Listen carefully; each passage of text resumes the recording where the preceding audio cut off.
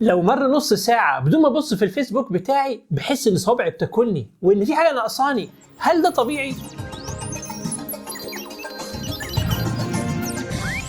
السلام عليكم ورحمة الله وبركاته. أهلا بكل الناس الحلوة في حلقة جديدة. معاكم الدكتور كريم درويش. سؤالين بيطرحوا نفسهم بقوة: إيه هدف الشركات اللي بتعمل منصات للتواصل الاجتماعي مجانية زي فيسبوك وتويتر؟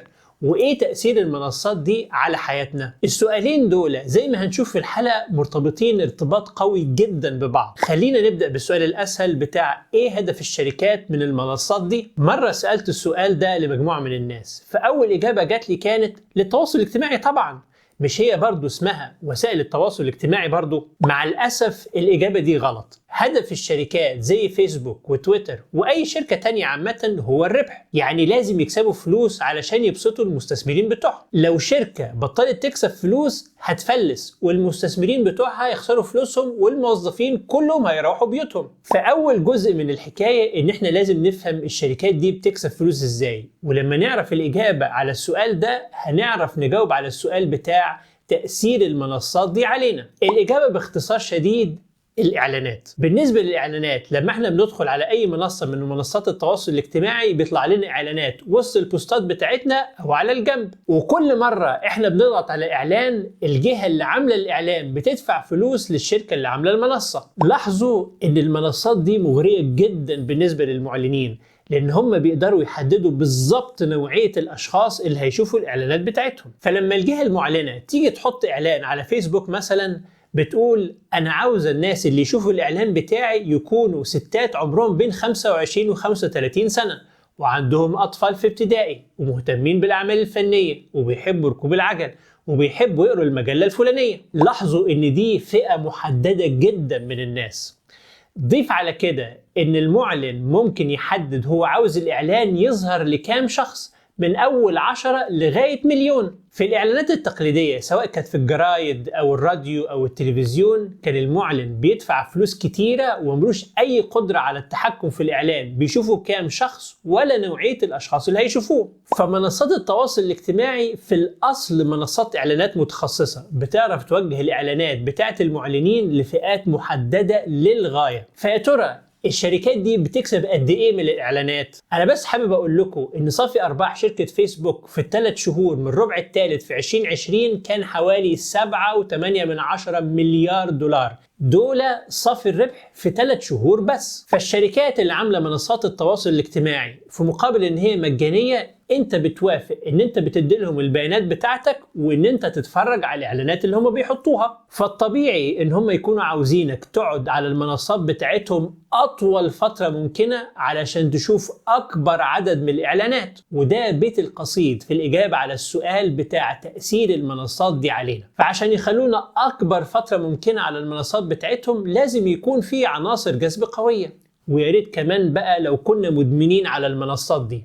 وده بالظبط الطريقة اللي المنصات دي مصممة على أساسه، إن هي تعمل لنا إدمان. والإدمان على الفيسبوك وتويتر وإنستجرام أو غيرهم بيتعمل من خلال طريقتين أساسيتين. الطريقة الأولانية هي إفرازات الدوبامين، والدوبامين ده موصل عصبي أو نيورو ترانسميتر بيحسسنا بالسعادة. طبعا هما مش هيقدروا يغرزوا حقنة في جنبنا علشان ينقطوا الدوبامين في دمنا، فلازم يلعبوا على المخ بتاعنا علشان هو اللي يفرز دوبامين. أهم طريقة بيخلوا بيها المخ يفرز الدوبامين ده هو زرار اللايك. خليني أوضح لكم شوية. المخ بيفرز الدوبامين علشان يكافئنا لما احنا بنعمل حاجة مفيدة لينا، سواء مثلا ان احنا كسبنا حاجة او اخدنا درجة كويسة او نجحنا في تحقيق حاجة حلوة او ان احنا اكلنا اكلة بنحبها. اهم الحاجات اللي بتخلي المخ يكافئنا هي ان الناس تقول لنا ان هم حبوا الحاجة اللي احنا قلناها او عملناها، وده بيجي من خلال زرار اللايك. لما احنا بنحط بوست او صورة او فيديو او حاجة تانية على وسائل التواصل الاجتماعي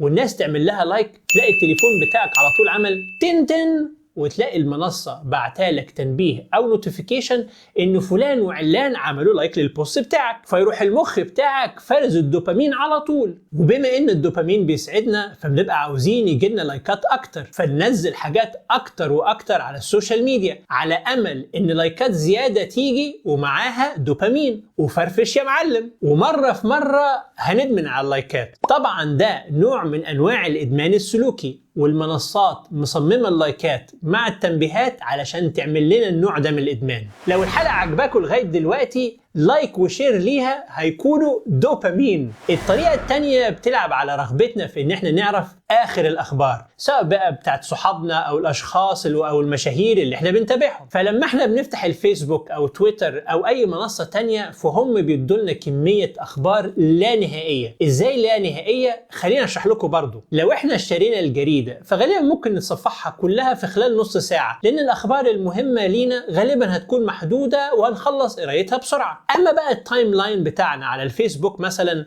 مختلف عن الجريدة في حاجتين مهمين. أول حاجة إن الفيسبوك بيتابعنا باستمرار وعارف الحاجات اللي إحنا بنحبها، فنسبة أكتر بكتير من الحاجات اللي بتطلع لنا بتكون مغرية لينا. وتاني حاجة إن التايم لاين تقريبا ما بيخلصش مهما قعدت تفر فيه، وفيسبوك عنده قدرة إن هو يديلنا بوستات أكتر وأكتر مهما فرينا. الخاصية التانية دي في غاية الخطورة، والتجربة اللي جاية هتوريكوا خطورة الموضوع. في باحثين في جامعة كورنيل في أمريكا عملوا تجربة في مطعم، والتجربة باختصار كانت عبارة إن هم بيدوا بعض الزباين سلطانيات شوربة بتملى نفسها باستمرار بدون ما الزباين يحسوا، بحيث عمر ما الشوربة تخلص أبدا. اللطيف إن الزباين ما أخدوش بالهم إن السلطانية بتملى نفسها، والزباين دول شربوا 74% شوربة أكتر من الناس اللي جالهم سلطانيات شوربة عادية. والأطرف إن هم كانوا متضايقين إن هم ما خلصوش الشوربة، وكانوا دايما حاسين إن فاتهم حاجة. فبنفس الطريقة لما التايم لاين بتاعنا ما بيخلصش هنقعد في وقت أطول على الموقع، وعمرنا ما هنوصل لمرحلة الاستكفاء، ومهما عملنا هنكون دايما حاسين ان في حاجة ناقصانا. فزرار اللايك والتايم لاين اللي ما بيخلصش، الاتنين دول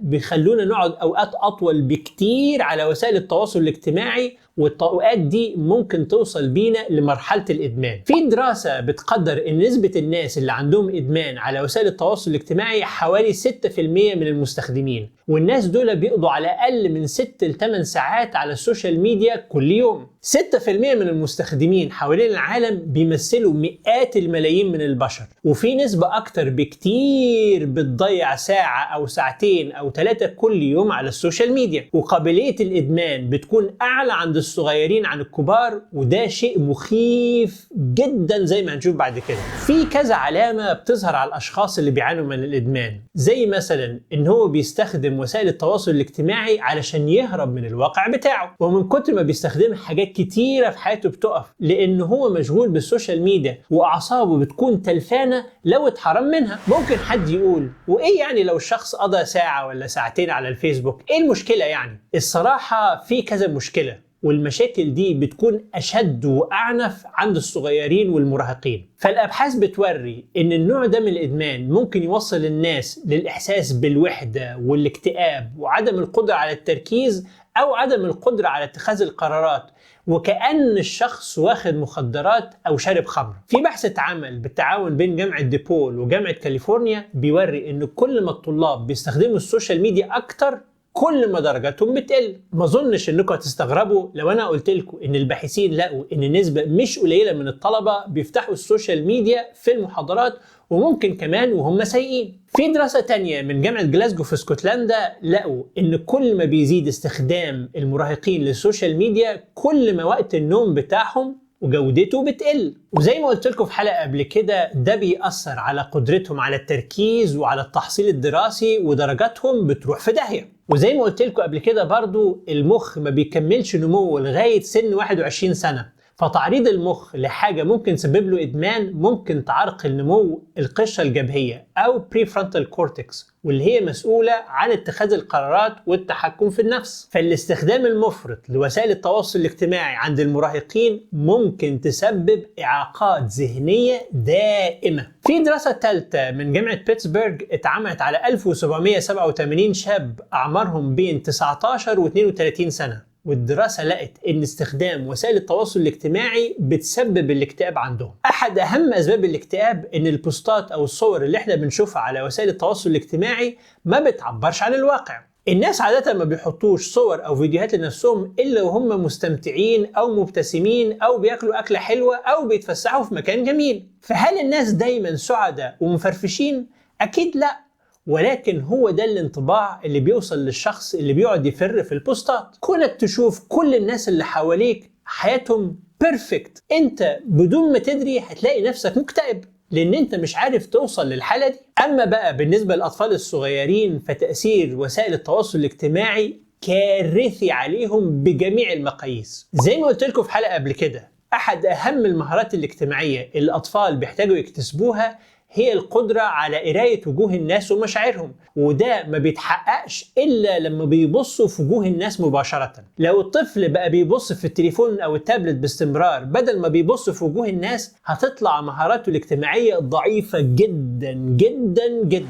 آخر حاجة هنتكلم عليها في الحلقة هي إزاي إن احنا نتجنب إدمان وسائل التواصل الاجتماعي، وتحديدا هتكلم على 3 حاجات. أول حاجة إن احنا نكون مقتنعين إن احنا مش محتاجين السوشيال ميديا، بل بالعكس السوشيال ميديا ممكن تكون مضرة لينا. أجيال ورا أجيال من البشر على مدار آلاف السنين كانوا عايشين بدون السوشيال ميديا وحياتهم كانت ماشية وزي الفل. تاني حاجة إن احنا نحط حد أقصى للوقت اللي ممكن نقعده قدام السوشيال ميديا، وممكن نستخدم عشان نعمل كده برامج تقفل علينا السوشيال ميديا لما نوصل للحد الأقصى بشكل تلقائي. واقع الأمر إن احنا مش محتاجين إن احنا نقعد أكتر من ربع أو نص ساعة كل يوم قدام السوشيال ميديا علشان نحقق هدف التواصل الاجتماعي، زي مثلا إن احنا نعرف مين اتجوز ومين جاله طفل ومين عنده مناسبة ومين عيان ومين لا سمح الله مات له قريب. يعني بمعنى أصح نعمل الحاجات اللي محتاجة تواصل اجتماعي حقيقي بيننا وبين أهالينا وحبايبنا وبس. لو قعدنا وقت أكتر من كده ممكن لا سمح الله ندخل في بند لهو الحديث، واللي ربنا قال لنا عنه في القرآن: ومن الناس من يشتري لهو الحديث ليضل عن سبيل الله بغير علم. أو إن هو يدخل في اللي ذكره الرسول صلى الله عليه وسلم في حديث: إن الله كره لكم 3